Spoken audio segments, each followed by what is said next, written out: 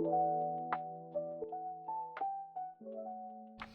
right, welcome back to Beyond the Battlefield. We're your host, Jacob. Carly. Isabel. And today we're talking about the negative effects that warfare has on mental health. So basically, what that means is anything that is not physical when it comes to the environment or effects of warfare. That includes things like anxiety, PTSD, depression, basically anything that leaves a long-lasting mental impact on anyone who is caught in the crossfire of any type of warfare, essentially. So that's what our topic's going to be about today. Carly, would you like to start?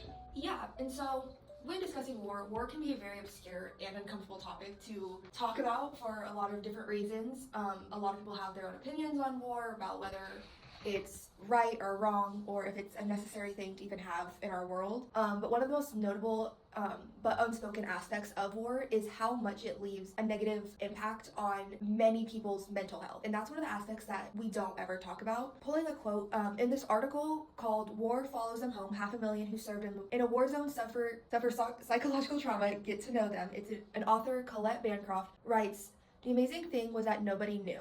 Here were all the stuff going on, pounding heart, panic breathing, sweaty palms, electric eyes, and no one regarded him as anything but a great soldier. He'd always been. The one who never complained, who hoisted bleeding soldiers on his back, who suddenly began insisting on being in the right front seat of the lead Humvee on every mission, not because he wanted to be dead, but because that's what a selfless leader would do."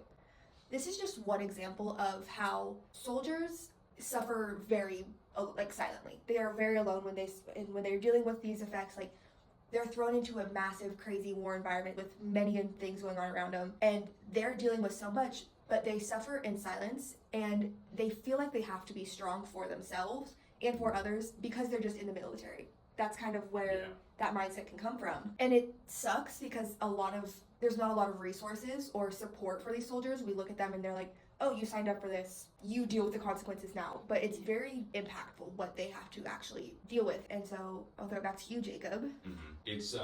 It's very complicated too because it's changed too. We've learned so much. For example, in Jen Karen's book Home to Holly Springs, she kind of talks about the evolution of it. So in World War I, they called it shell shock. The second time around, they called it battle fatigue, and after Vietnam, it was PTSD, aka post-traumatic stress disorder. So not only has the name changed, but also how we deal with it too, because obviously time and technology have both progressed so much, and so we've learned a lot more about it. But yeah, there's still so much we don't know. And because a lot of us aren't in their boots, so to speak, but we do have knowledge about, like I said, like science and medicine have progressed. We do have systems and things in place now for veterans. We have been able to learn a lot more, but it's still such a enigma, so to speak, and something that we don't really talk about, not just because of the unknown factor of it, but because it's really uncomfortable. And kind of going off, one of the things you said was talking about PTSD, and PTSD is a very big part of war, and especially the coming home from war. But it doesn't just affect the soldiers, it affects anybody who has been in a close environment to a battlefield, a war zone, any close proximity to it. And then it doesn't just stop at these war zones or in these moments. It continues on in these people's lives. In one article called "Prevalence of War Related to Post-Traumatic Stress Disorder in Adolescents: A Systematic Review and Meta-Analysis," the author Larissa Z writes out, "Given the detrimental effects of war on adolescents' mental health, it is important to understand the prevalence of war-related PTSD, as well as both risks and protective factors for developing PTSD in adolescents across the world." This just helps show us a very negative statistic that's going on of it's not just these soldiers, it's also young children and these civilians who are living in just their homes, and their environment and their living space is getting blown up or having battles going back and forth. And it's very sad to see because you can clearly tell how at such a young age these children are dealing with such big emotional traumatic impacts on their lives, and when they develop this trauma, it carries on with them forever, and it can even impact their development, just how they function. A lot of these children deal with lifelong developmental recessions, and that's not one of the most talked about situations because I don't think many people realize these wars affect others, not just soldiers. And so I'll throw it back to Isabel now. Why, thank you, Carly. So talking about what you said about how not just soldiers being affected by war, but other civilians and other people also being affected by it. I also wanted to mention how nurses, they are also affected by war, talking about how they're being put into battles and how they have to also drag wounded soldiers from the battlefields to help them. In the Lancet Journal, an article, Nurses in War, D'Anthony reveals that nurses in the war provided little heroic glamour. Rather, they would witness such things like little care for patients, ugly fragments from wounds, such as body tissues coming off of them, their face would be disfigured from gunshot wounds, and then their stomachs would be blown wide open.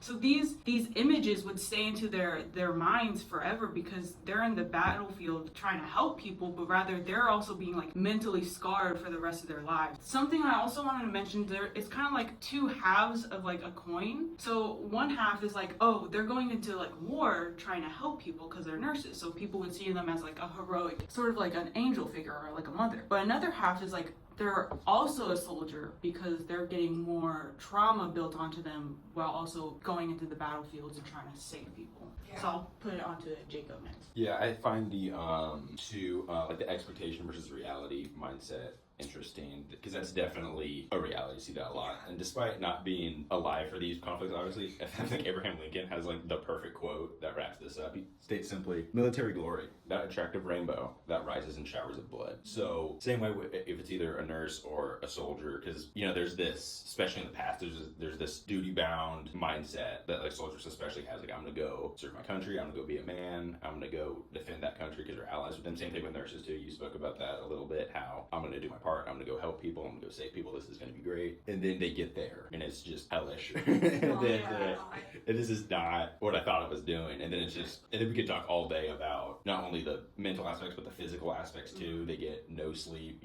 your life is on the line every day. It's not pretty at all. And then so that's the two sides of the coin, as you said, because they have this viewpoint, this mindset, and then they get over there, or they come back if they're lucky enough to come out alive or in one piece, that it is not what they were expecting at all. So another thing I also wanted to talk about was that soldiers after the war, they still suffer from these traumatic events they see during the war. So within the Omega Journal of Death and Dying, an article called "Crying in My Uniform for Sure, a qualitative thematic analysis of loss and grief among soldiers after losing a comrade in combat" by Elaine and Emmett. They did a study based on soldiers' combat loss and grief, and analysis showed that they drew a clear distinction between inner and outer circles, showing that like strong preference for soldiers, they would rather talk to people with more experience, such as people that went to the battlefield like them. They would rather talk to inner circles, other soldiers that shared experiences, rather than outside people, say like family or like therapists, but they don't share the same experiences. Yeah.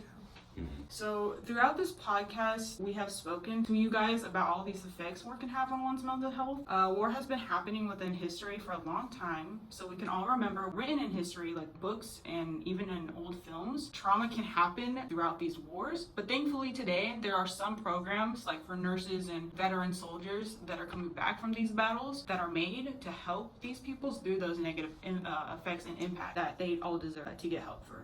So with all that being said, thank you all for tuning in to our podcast today about the negative effects war has on mental health. And before you're off, we would like to recommend the book A Yankee in the Trenches for a better understanding of where we got our topic for today's podcast. With that, we hope you all have an amazing rest of your day or night, wherever you're listening to this podcast at. Whenever you get the chance, please go and check out our amazing merch showcasing our exclusive soldier helmet t-shirt at www.beyondthebattlefield.com. Thank you.